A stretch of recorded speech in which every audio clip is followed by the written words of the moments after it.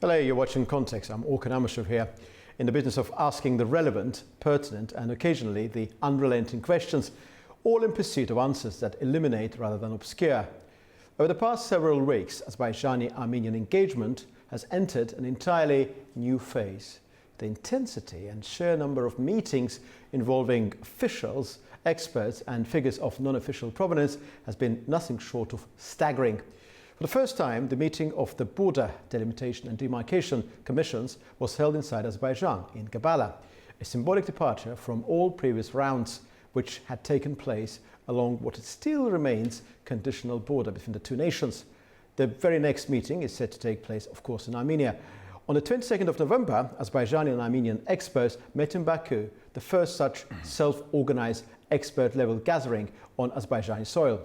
And on top of this, we now have formal confirmation that the OSCE Minsk group, long defunct in practice, has been officially terminated following the joint application of Azerbaijan and Armenia and the subsequent decision of the OSCE Ministerial Council. Meanwhile, inside Armenia, pre-election tensions remain rather high.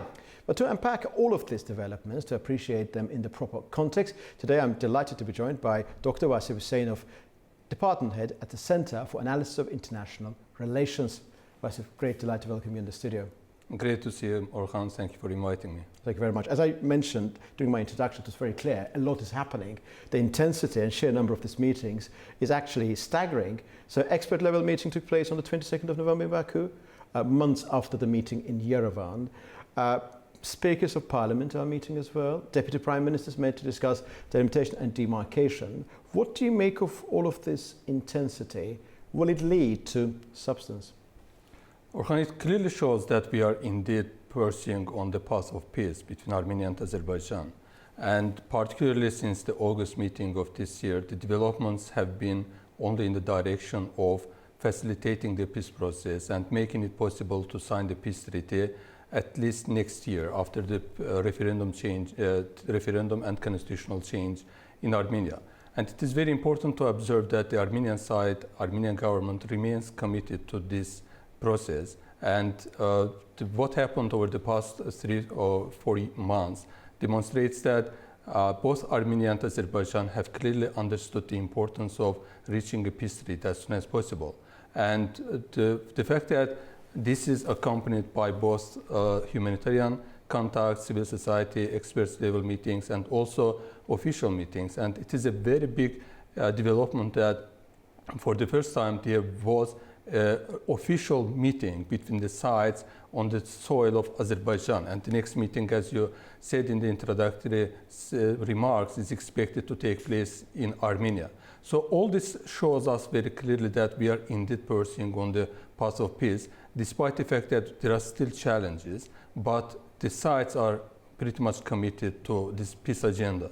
Well, Vasif, delimitation and demarcation is an incredibly technical process. That meeting took place in Gabala, next meeting will be in Armenia.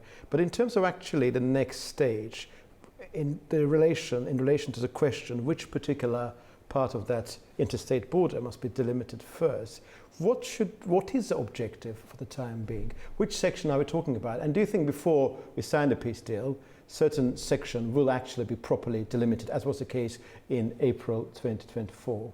To my understanding, at the moment, the top priority is the southern section of the border, because that's the area through which the Trump corridor, the Trump route for international peace and prosperity, other name Zengezur corridor, is passing. It's very important to conclude the delimitation demarcation process in that section of the border in order to make it possible for the opening of transportation and communication channels between Armenia and Azerbaijan. And therefore, I expect that the sides are going to focus on that section of the border at the moment. And it has been also confirmed by the sides, particularly the officials of the Armenian government, the representatives of the Armenian side talked about it, said that we have to indeed conclude the delimitation process in the southern section if we want to open the border and make it possible to build Zengezur corridor between Armenia and Azerbaijan. It is a process which started after the Second Karabakh War. As you know, the first meeting, the first agreement on delimitation and demarcation process was made in Sochi. in the meeting between Armenia and Azerbaijan mediated by Russian President Vladimir Putin. But since that time, the process has run quite slowly due to the fact that it is indeed very complicated process. For example, between Georgia and Azerbaijan, this process has not been completed yet. And therefore, we should be patient, and we need to understand that it may take very long period decades, of time, actually, to conclude the process. But at the moment, it is very important to finish the delimitation process in the southern section, because both sides are interested in opening transportation channels, opening the Zengezur corridor, and it is actually not only Armenia and Azerbaijan, but regional actors, Central Asia, the United States, Turkey, and therefore to accelerate the process in the southern section is a priority at the moment. That linked, of course, with the necessity of opening communications and, in particular, to be more precise, Zengezur corridor, or if to use its infrastructure name, Trump Route for International Peace and Prosperity. You'd recently been to the United States together with Azerbaijani MPs. What was the feeling there in the context of your communications with US officials, members of their legislature, about the necessity of actually making sure the process, connectivity process, is not slackened, but actually augmented? Because there are those in Azerbaijan and outside Azerbaijan, probably in Armenia as well, would say that the Prime Minister Nikol Pashinyan is dragging his feet on this project at this juncture. Indeed, in November, from 16th of November until 22nd of November, I was in the United States together with members of the parliament. And during this trip, we had meetings at the Congress, Senate, and as well as State Department. It was very encouraging to see that the United States, the representatives of both parties, are very much supportive of Trump corridor. And even Democratic Party representatives told us about the importance of the opening of Zengezur corridor and Trump Route for International Peace and Security. And they agreed that it is something goes beyond the party politics in the United States. And it gives us some optimism that the present support of the United States to peace agenda between Armenia and Azerbaijan, as well as it's very important to highlight that it is at the moment objective, neutral, unlike the US policies during the Biden administration. And our meetings, our talks with congressmen from both parties demonstrated that it is clearly understood in the United States that it is the opening of transportation channels in the South Caucasus and the agreement on peace between Armenia and Azerbaijan very much important, not only for the two countries, but also for the United States. And we may expect that this is going to affect the position of the Armenian government in the next months and years. And even I would say that after the parliament elections next year, even if Prime Minister Pashinyan loses the government, I tend to expect that Armenia will remain supportive of the peace agenda because it is something supported by the United States, encouraged by the United States, and therefore I have a feeling that it is going to continue beyond the parliamentary elections in Armenia, no matter which party, which side is going to win the elections. Well, very interesting, Vasif. Basically, what you mentioned is very, very much aligned with that proposition, which was very central to that first inaugural US-Azerbaijan think tank forum, which was held in Baku 10 days ago, that these current policies pursued by Trump administration needs to be, and probably will be, translated into long-term US vision as long as the South Caucasus is concerned. Of course, Trump Route is incredibly important, but also I remember, and I think you mentioned it on a number of occasions, there is a danger of this process, this connectivity agenda, becoming too much influenced by geopolitics. I think you mentioned about this in one of your recent writings, that if we view Trump Route for International Peace and Prosperity as a sort of a US footprint at the expense of Iranian influence or Russian influence in Armenia, it may turn out to be something more problematic, which probably neither Azerbaijan nor Armenia wants. What do you make of that geopolitical substance of this project? It is not a secret. Iran and some political forces in Russia are very much anxious, concerned about the fact that the Zengezur corridor is going to be opened under the control of the United States. And it is something Russia did not expect at all, because according to trilateral statement of November 2020, Russia was supposed to deploy its border guards to the area to control the Zengezur corridor. And at that time it was seen in Russia as a chance to restore its significant geopolitical presence in the South Caucasus, in a way that Zengezur corridor was seen not only just a transportation link, but also a geopolitical corridor in the South Caucasus. And the fact that now it is going to be opened without Russia's participation or direct participation, let's put it this way, but under the control of the United States, is indeed raising some eyebrows. And some political forces, both in Armenia and in Russia, still vote that this should not happen.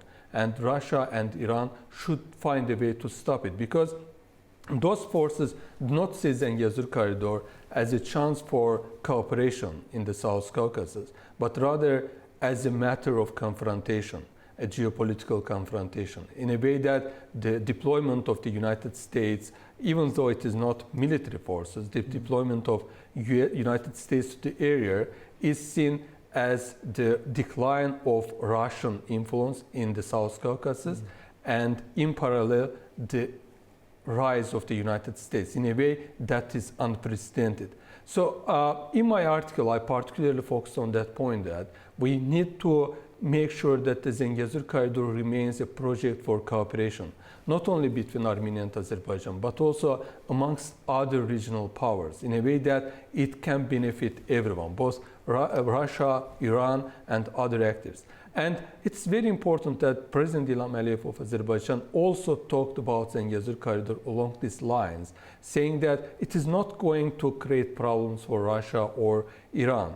It's quite the contrary. It is going to be part of rather regional transportation networks, in a way that it can be also used as part of North-South corridor that will benefit both Russia and Iran. So that was my main point in the article, saying that we have to make sure that it evolves these lines, not transforming into some confrontational matter. And that wouldn't benefit regional actors, including Azerbaijan. Absolutely. And I mean, although of course element of competition, whether we like it or not, inherently there, but we need to sort of, what you say in your writing, your article, which received a massive attention amongst the analytical circles in Baku and in Armenia, as far as I know, that element of competition should not be too much emphasized, but cooperation should be sort of, and that was a line pursued by Baku and Yerevan, as far as one can tell. Recently, I watched the interview given by a number of foreign ministers of Azerbaijan over the past 30 years by Azerbaijan's Ijtimai TV, public TV, framed along the lines of contact line. And there was one interview with incumbent foreign minister, Mr. Bayramov, Ceyhun Bayramov, wherein he talked about Prime Minister Pashinyan. Now, the reason why I'm mentioning it is because he talked about what Pashinyan did back in 2018, back in 2020, 2021, and effectively what he said was that this peace-loving image of Pashinyan is not something that he was born with, or he started his political career or his agenda back in 2018, but something that he was forced into accepting as a conclusion by 2023. He referred to 2018 when, during his, of course, agenda, political manifesto, he was discussing and arguing for the consolidation of the outcomes of the First Karabakh War. In 2019, he said that Karabakh is Armenia, full stop. In just on the day before, or on the day of when the Trilateral Declaration was signed, Armenia submitted the lawsuit to the International Court of Justice on the basis of the Convention on the Elimination of All Forms of Discrimination. In 2021, during the parliamentary elections in April, he talked about remedial secession, but only in September or perhaps October 2023, he finally came to terms with the reality that Karabakh is Azerbaijan. This was a very clear example of application of force. Do you think Azerbaijan, from now on, when we talk about 8th of August breakthrough, Washington process, increasing constructive spirit, will still need to apply a bit of application of force in order to achieve its aims? You know, it's very important in international politics, no matter it is between Armenia and Azerbaijan, it's very important to stay strong, to get ready for all potential scenarios. And in the case of Armenia and Azerbaijan, for our side, for Azerbaijan, it is even much more pressing due to the fact that we have experienced the conflict. Our territories were occupied, and still there are people, there are political forces in Armenia and abroad who are having these revanchist sentiments about Azerbaijani territories. And it is something Armenian opposition members primarily do not hide. They openly, some of them, not probably all of them, they openly talk about the importance of retaking Karabakh, getting prepared for that. Even some experts, some of them are quite presented as peacemakers, participating in experts meetings about peace process organized by the European Union. Some of them even in their articles have talked about the importance for Armenia to carry out the military build-up and to get prepared for the possibility of retaking Karabakh in the future. So it is something they don't conceal. But as far as the government is concerned, incumbent government led by Nikol Pashinyan. No, we shouldn't ignore the fact that there are this sort of political groups, of societal groups, experts groups in Armenia. Of course, the position of Armenian government at the moment is more benevolent. They are more committed to peace. But as you said, it was not like that always. Until recently, they were talking about remedial sessions. They were talking about that retaking Karabakh or annexing Karabakh to Armenia. So that's why what I want to emphasize here, that it's very important for us first to stay strong, to build up our military power, to get prepared for all potential scenarios. And on the other hand, your question, whether it is still important for us to apply force, pressure on the Armenian side, I don't think that it is necessary to do that in the case of current government led by Prime Minister Pashinyan, because they have taken some commitments in Washington. And recently he talked about the referendum on constitutional change in Armenia. It is expected to take place next year. So at the moment it looks like we are on the positive track, and the peace treaty has very big chance of being signed next year. But if something happens in a negative way, particularly after parliamentary elections in Armenia, again it will be necessary for Azerbaijan to put pressure in order to reach peace. Well, it's a very fascinating subject, Vasif, because there's one thing with the Azerbaijani government, those people who make decisions in Azerbaijan, they trust Nikol Pashinyan or not. So that trust probably is there, and the efforts are being made to build up this mutual trust. And I think the latest meeting of deputy prime ministers, the speakers of parliament, could be deemed as part of that trust-building exercise. But it's also quite fragile. I mean, we're talking about the possibility of applying force again. So, of course, you can never exclude any scenario. If you want to have peace, and if you want to make sure your rights along the international law are protected, you need to be always ready for every eventuality. But the trust is, of course, a different thing. What did you make of the latest meeting of Azerbaijani and Armenian experts here in Baku? Do you think it's useful? I had a chance to interview Arek Kochinyan and Narek Unasyan, and it's a very interesting interview. For me, it was a very interesting experience. I never met Arek and Narek in person, but when I saw them, I felt like I'm seeing people that I know and I kind of want to trust. I mean, there was a desire to have a proper conversation. We fully, of course, naturally understand that there's a past, there's a history, but there's a necessity of going through all of those elements. What did you make of that meeting, which took place in Baku on 22nd of November? Orhan, since 5 or 6 years, I have been participating in experts dialogue with those experts from Armenia in different parts of the world, and sometimes we attended together, if you remember.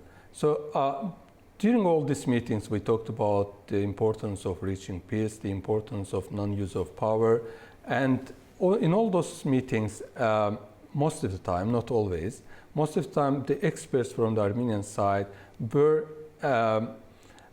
sharing our prospects of our reconciliation, the the importance of having people-to-people contacts, accelerating the experts dialogue. And it is very good moment that finally we had these meetings, this dialogue in our own countries, not in third countries. Yeah. It indeed in itself is a big demonstration of the fact that we have already passed a very long way and we are moving in the right direction. And in the future, I am sure that the number of these meetings will accelerate, and it will make a very significant contribution to fostering mutual understanding. Because if you don't meet them, as you said, it was the first time for you to I feel meet like I've known you for ages. You know, before I met Armenians, I was thinking them. I was thinking that even we wouldn't be able to discuss something, because particularly I am from Karabakh. I have lived through all this trauma. My relatives were killed by Armenian armed forces. Therefore, it was very difficult, painful for me to meet them and to talk to them.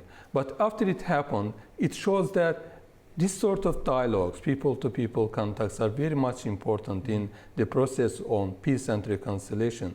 And I hope and I'm sure that I'm confident that in the future the number of these meetings will increase. And they're incredibly, incredibly important. My personal reflections from that meeting, from that interview that I conducted as a neutral moderator with Arek and Narek, was completely positive, really positive. There was that desire, and mutual trust is an incredibly, incredibly sensitive notion. Building it up is incredibly complicated, but destroying it is so easy. Let's hope that those meetings will continue and the peace process will accelerate. Thank you, Vasil, for this absolutely fantastic opportunity. Thank you. Well, indeed, I just had a very interesting conversation with Dr. Vasil Huseynov, Department Head at the Center for Analysis of International Relations. We discussed a number of issues, latest intensity, and share a number of bilateral meetings in the Azerbaijani-Armenian dynamics in that particular sphere, and also wider geopolitics involving connectivity, Trump route for international peace and prosperity, and a question as to what extent we can actually build up the current momentum and make sure what is widely known as a peace agreement between these two nations can be actually attained and signed sooner than we may think. It will not happen before the end of 2026, but should happen at that very juncture. Well, thank you very much indeed. You've been watching Context, and see you very soon.